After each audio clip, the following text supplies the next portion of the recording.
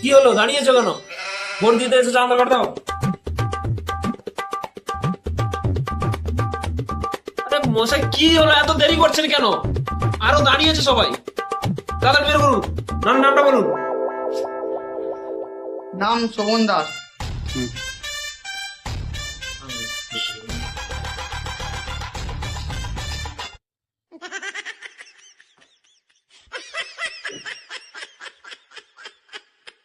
Hello, 312 নম্বর vote. Sir একটা কথা বলবো? বলো। তো আমার দাদু কি ভোট দিতে এসেছিল? আরে কোথার থেকে চলেছে বলতো, জানুয়ারি তোর কথা সব। বল তোর দাদুর নাম বল। দাদুর নাম কমলাকান্ত দাস। দাস, দেখছি, দাঁড়া।